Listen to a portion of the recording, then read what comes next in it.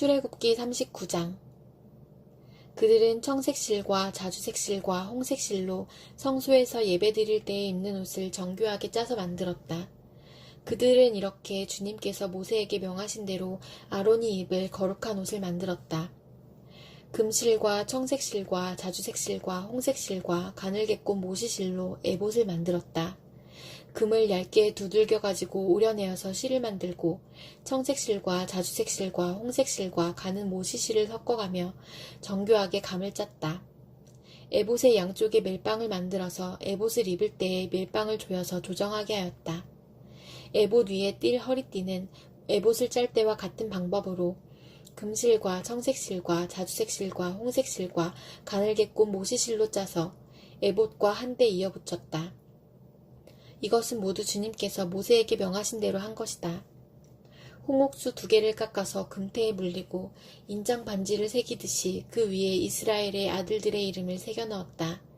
그리고 이스라엘 지파들을 상징하는 이 기념 보석들을 에봇의 양쪽 멜빵 위에 달았다. 이는 주님께서 모세에게 명하신 대로 한 것이다. 그들은 에봇을 만들 때와 마찬가지로 금실과 청색실과 자주색실과 홍색실과 가늘게꽃 모시실로 가슴바지를 정교하게 만들었다.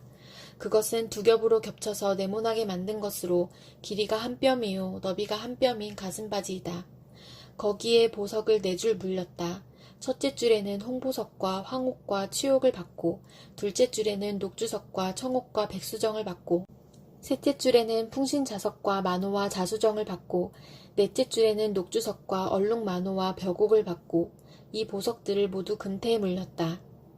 이 보석들은 이스라엘의 아들들의 수대로 12이었는데 인장 반지를 새기듯이 보석마다 각 사람의 이름을 새겨서 이 보석들로 12지파를 나타내게 하였다. 가슴바지를 가슴에 매달 사슬은 순금으로 노끈처럼 꼬아서 만들었다. 금태 2개와 금고리 2개를 만들어서 그 2 고리를 가슴바지의 양쪽 끝에 달았다. 금사슬 2개를 꼬아서 가슴바지 양쪽 끝에 있는 2 고리에 메었다. 그리고 꼰 사슬의 다른 2 끝을 에봇 앞쪽에 멜빵에 달린 2 금태에 메고 또 금고리 2개를 더 만들었으며 그것을 가슴바지 아래의 양쪽 가장자리 안쪽인 에봇과 겹치는 곳에 달았다. 그리고 다른 금고리 2개를 더 만들어서 에봇의 양쪽 멜빵 앞자락 아래 곧 정교하게 짠 에봇띠를 매는 곳 조금 위에 달았다. 청색실로 꼰 끈으로 가슴바지 고리를 에봇 고리에 매되 정교하게 짠 에봇띠 조금 위에다 메어서 가슴바지가 에봇에서 떨어지지 않게 하였다. 이는 주님께서 모세에게 명하신 대로 한 것이다. 그들은 에봇에 딸린 겉옷을 전부 청색으로 짜서 만들었다. 그 겉옷 한가운데에 구멍을 내고 그 구멍의 둘레를 갑옷의 기처럼 단단히 홀쳐서 찢어지지 않게 하였다. 그들은 겉옷자락 둘레에 청색실과 자주색실과 홍색실과 가늘게꽃 모시실로 석류 모양 술을 만들어 달았다. 그리고 순금으로 방울을 만들어서 그 방울을 겉옷자락에 달린 석류술 사이사이에 돌아가면서 달았다. 이렇게 제사를 드릴 때에 입을 수 있게 겉옷자락을 돌아가며 방울 하나 석류 하나 또 방울 하나 석류 하나를 달았으니 이는 주님께서 모세에게 명하신 대로 한 것이다. 그들은 또 아론과 그의 아들들이 입을 속옷을 가는 모시실로 정교하게 짜서 만들었다. 고운 모시 2건과 고운 모시 관과 가늘게꽃 모시실로 짠 속바지를 만들었다. 가늘게꽃 모시실과 청색실과 자주색실과 홍색실로 술을 놓아 허리띠를 만들었다.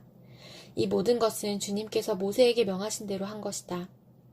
그들은 또 성직자의 관에 붙이는 거룩한 패를 순금으로 만들고 그 위에 인장 반지를 새기듯이 주님의 성직자라고 새겨 넣었다. 그것을 청색실로 꼰 끈에 매어서 제사장이 쓰는 관에 달았다. 이것은 주님께서 모세에게 명하신 대로 한 것이다. 이렇게 해서 성막, 곧 회막의 공사가 완성되었다. 이스라엘 자손은 주님께서 모세에게 명하신 모든 것을 그대로 다 하였다. 그런 다음에 그들은 성막을 모세에게 가져왔으니 이는 천막과 거기에 딸린 모든 기구, 곧 갈고리와 널빤지와 가로다지와 기둥과 밑받침과 붉게 물들인 순양 가죽 덮개와 돌고래 가죽 덮개와 칸막이 휘장과 증거개와 그것에 딸린 채와 속죄판과 상과 그 밖의 모든 기구와 상에 차려놓을 빵과 순금 등잔대와 거기에 얹어놓을 등잔들과 그 밖의 모든 기구와 등잔용 기름과 금제단과 예식용 기름과 분향할 향과 장막 어기의 휘장과 놋제단과 거기에 딸린 놋그물과 놋제단을 옮기는 데 쓸 채와 모든 기구와 물두멍과 그 받침과 뜰의 휘장과 그 기둥과 밑받침과 뜰의 정문 휘장과 그 줄과 말뚝과 성막 곧 회막에서 예배를 드릴 때에 쓰는 모든 기구와 성소에서 예식을 올릴 때에 입는 잘짠옷 곧 제사장 아론의 거룩한 옷과 그 아들들이 제사상 일을 할 때에 입는 옷들이다. 이스라엘 자손은 주님께서 모세에게 명하신 모든 것을 그대로 하여 일을 완수하였다. 모세가 그 모든 일을 점검하여 보니 그들이 주님께서 명하신 그대로 하였으므로 그들에게 복을 빌어주었다. 요한복음 18장. 예수께서 이 말씀을 하신 뒤에 제자들과 함께 기드론 골짜기 건너편으로 가셨다. 거기에는 동산이 하나 있었는데 예수와 그 제자들이 거기에 들어가셨다. 예수가 그 제자들과 함께 거기서 여러 번 모이셨으므로 예수를 넘겨줄 유다도 그것을 알고 있었다. 유다는 로마 군대 병정들과 제사장들과 바리새파 사람들이 보낸 성전 경비병들을 데리고 그 이리로 갔다. 그들은 등불과 횃불과 무기를 들고 있었다. 예수께서는 자기에게 닥쳐올 일을 모두 아시고 앞으로 나서서 그들에게 물으셨다.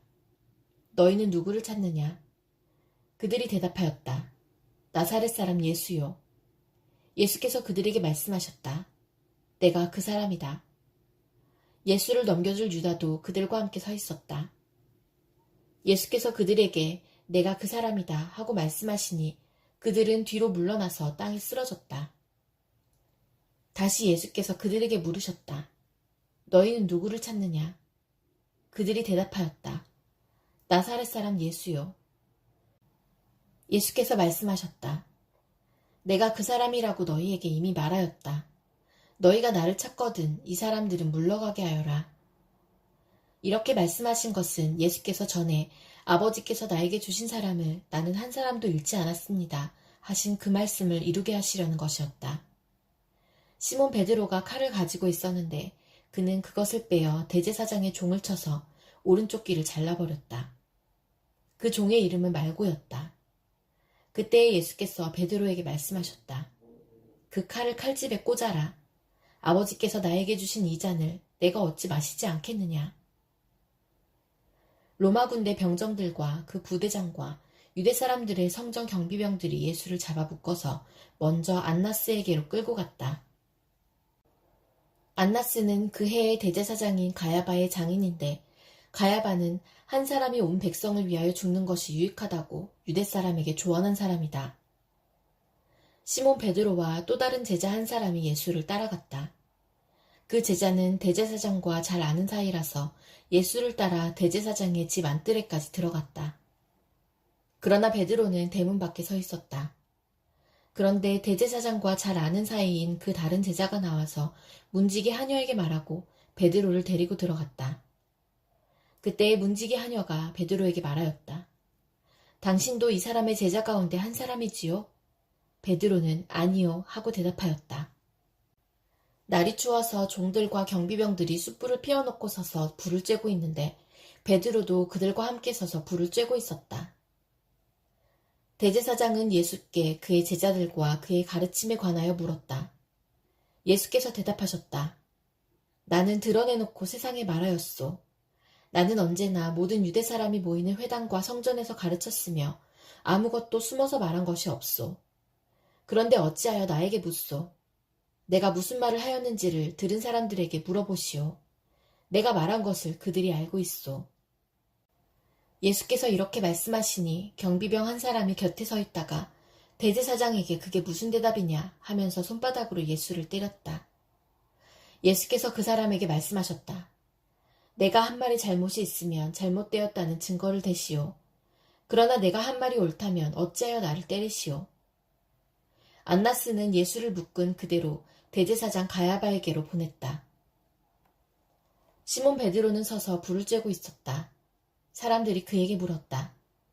당신도 그의 제자 가운데 한 사람이지요? 베드로가 부인하여 나는 아니요 하고 말하였다. 베드로에게 귀를 잘린 사람의 친척으로서 대제사장의 종 가운데 한 사람이 베드로에게 말하였다.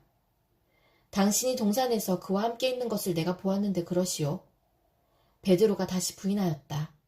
그러자 곧 달기 울었다. 사람들이 가야바의 집에서 총독 관저로 예수를 끌고 갔다. 때는 이른 아침이었다. 그들은 몸을 더럽히지 않고 유월절 음식을 먹기 위하여 관저 안에는 들어가지 않았다. 빌라도가 그들에게 나와서 당신들은 이 사람을 무슨 일로 고발하는 거요? 하고 물었다. 그들이 빌라도에게 대답하였다.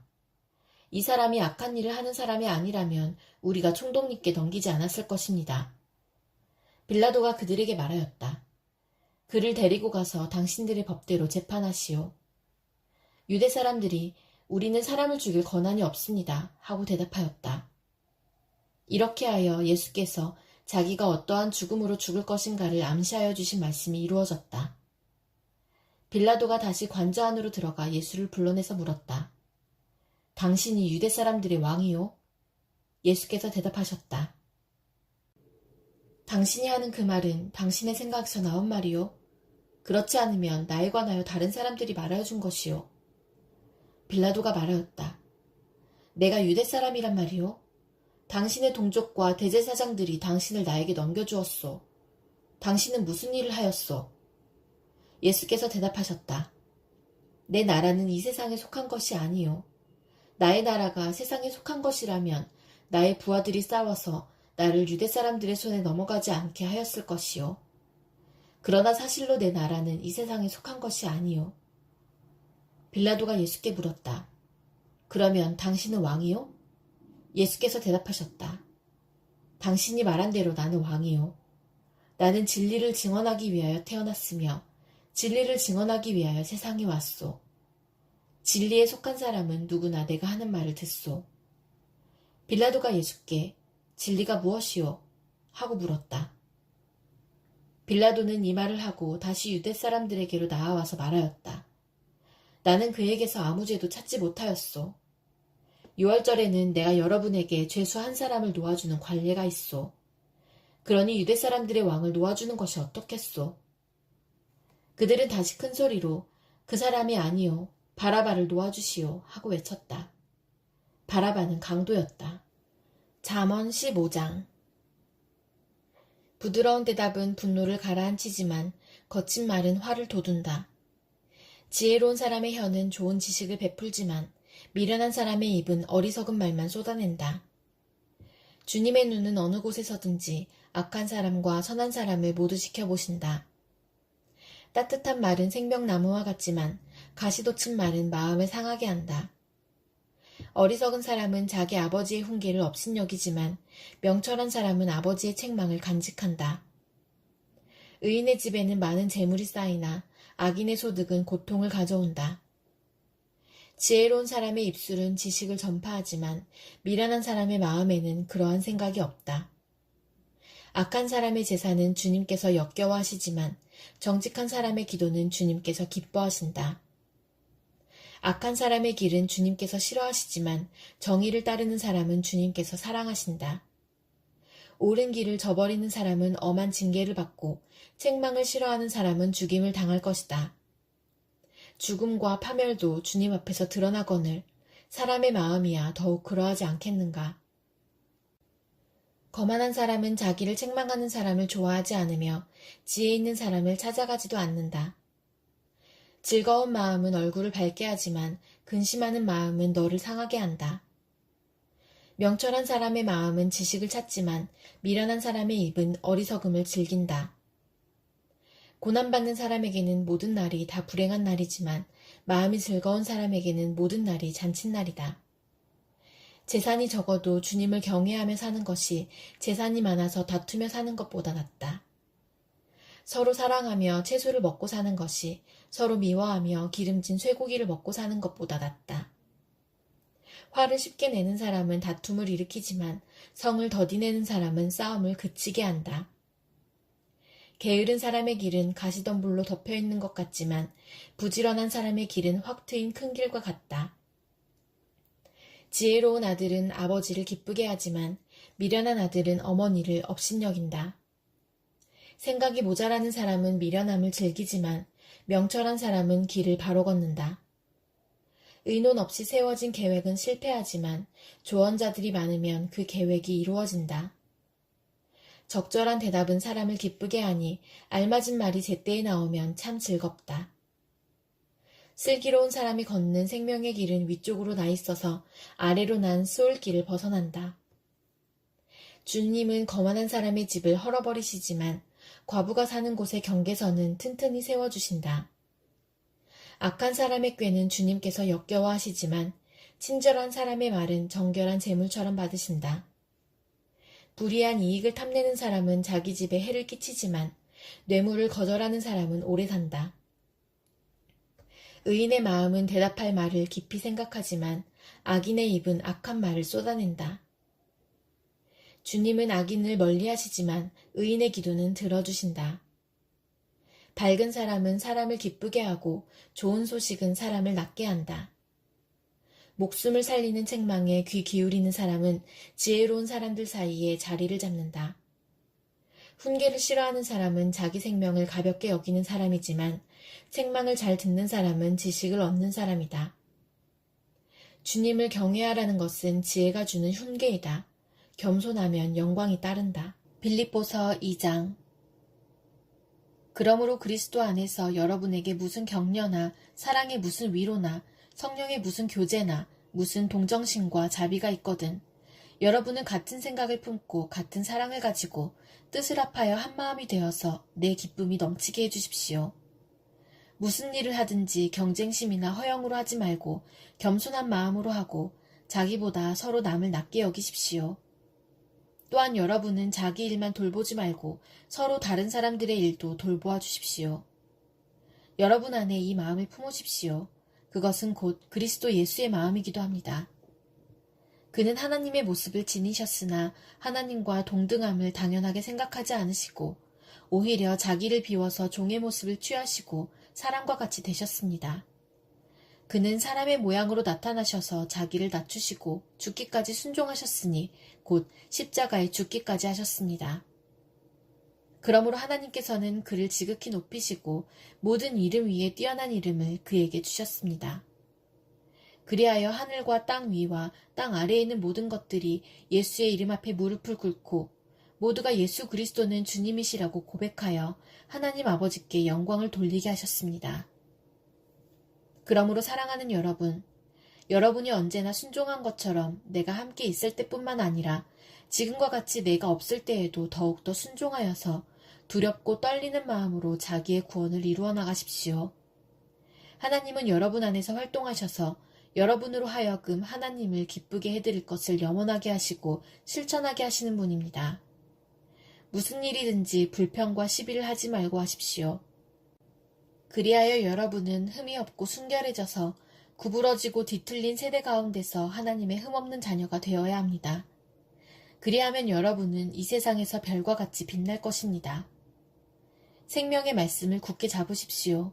그리하면 내가 다름질한 것과 수고한 것이 헛되지 아니하여서 그리스도의 날에 내가 자랑할 수 있을 것입니다. 그리고 여러분의 믿음의 제사와 예배에 나의 피를 붓는 일이 있을지라도 나는 기뻐하고 여러분 모두와 함께 기뻐하겠습니다. 여러분도 이와 같이 기뻐하고 나와 함께 기뻐하십시오. 나는 주 예수 안에서 디모데를 여러분에게 곧 보내고 싶습니다. 그것은 나도 여러분의 형편을 알므로써 격려를 받으려는 것입니다. 나에게는 디모데와 같은 마음으로 진심으로 여러분의 형편을 염려해 줄 사람이 아무도 없습니다. 모두 다 자기의 일에만 관심이 있고 그리스도 예수의 일에는 관심이 없습니다. 그러나 디모데의 인품은 여러분이 잘 알고 있습니다. 그는 자식이 아버지에게 하듯이 복음을 위하여 나와 함께 봉사하였습니다. 그러므로 내 일이 되어가는 것을 보고 그를 곧 보낼 수 있기를 바랍니다. 그리고 나도 곧 가게 되리라는 것을 주님 안에서 확신합니다. 그러나 나는 내 형제요, 동역자요, 전우요, 여러분의 사신이요, 내가 쓸 것을 공급한 일꾼인 에바브로디도를 여러분에게 보내어야 할 필요가 있다고 생각하였습니다. 그는 여러분 모두를 그리워하고 있을 뿐만 아니라 자기가 병을 앓았다는 소식을 여러분이 들었기 때문에 몹시 걱정하고 있었습니다. 사실 그는 병이 나서 죽을 뻔하였습니다. 그러나 하나님께서 그를 불쌍히 여기시고 그만이 아니라 나도 불쌍히 여기셔서 나에게 겹치는 근심이 생기지 않게 해주셨습니다. 그러므로 내가 더욱 서둘러서 그를 보냅니다. 그것은 여러분이 그를 다시 보고서 기뻐하게 하려는 것이며 나도 나의 근심을 덜려는 것입니다. 그러므로 여러분은 주 안에서 기쁜 마음으로 그를 영접하십시오. 또 그와 같은 이들을 존경하십시오. 그는 그리스도의 일로 거의 죽을 뻔하였고 나를 위해서 여러분이 다하지 못한 봉사를 채우려고 자기 목숨을 아끼지 않은 사람이기 때문입니다.